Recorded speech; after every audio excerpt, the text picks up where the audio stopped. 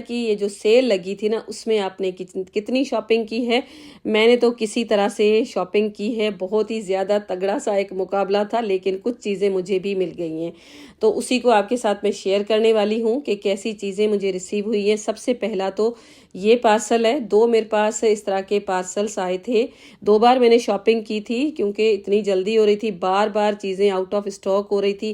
Cart है ना, उसके ऊपर भी इन्होंने टाइमर लगाया हुआ था 5 मिनट का, और बस हम दूसरी शॉपिंग कर ही नहीं पा रहे थे, उससे पहले टाइमर ख़त्म हो रहा था और कार्ट बिल्कुल एम्प्टी हो रहा था।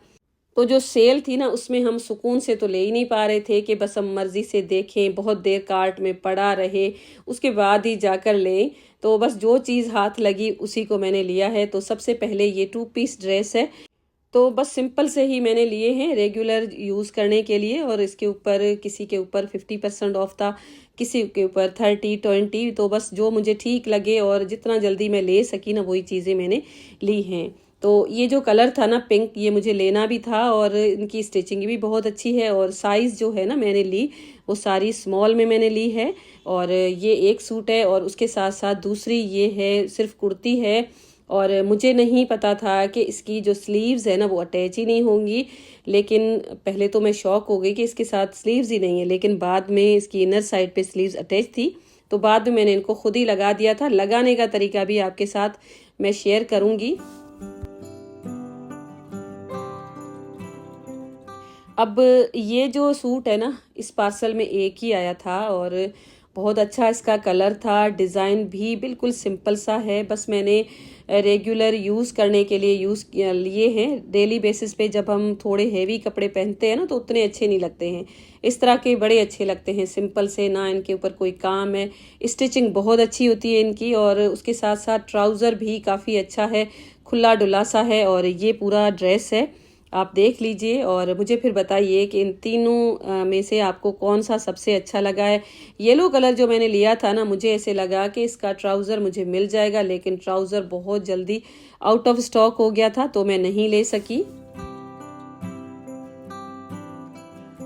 तो यहाँ पर मैं इनके जो ट्राउज़र है ना वो आपको दिखा रही थी, बिल्कुल खुला सा ही है, और मटेरियल बहुत अच्छा है। स्टिचिंग तो बहुत ही अच्छी होती है इनकी। अब ये जो पिंक कलर का सूट है ना, ये भी मुझे बहुत अच्छा लगा था। मेरे पास इस तरह के पिंक कलर बहुत कम होते हैं, तो बस मुझे इस बार यही दिखा, और इसकी भी बहुत अच्छी साइज़ भी आई थी, और ये स्मॉल साइज़ में है। और येलो कलर की जो शर्ट है ना, वो मुझे स्मॉल में मिली नहीं, तो स्मॉल साइज़ थी नहीं, एक्स्ट्रा स्मॉल ही मुझे दिखी, तो मैंने ले ली। मुझे लगा कि बिल्कुल ठीक से आ जाएगी, क्योंकि सना सफ़ीना की जो एक्स्ट्रा स्मॉल साइज़ है ना, वो मैं पहन लेती हूँ।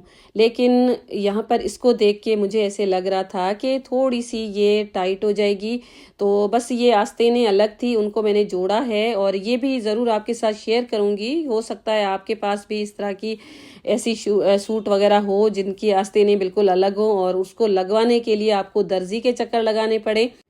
तो इसका जो आर्म होल है ना, उसको फोल्ड करके और उसके ऊपर टॉप पे स्टिच लगा हुआ था, तो बहुत अच्छी सिलाइयाँ लगी थी। लेकिन इसको हमें खोलना होगा, क्योंकि जब हम कोई भी सिलाई करेंगे ना, इस तरह से सिलाई के ऊपर जब सिलाई करते हैं ना, तो उतना अच्छा लुक नहीं आता है।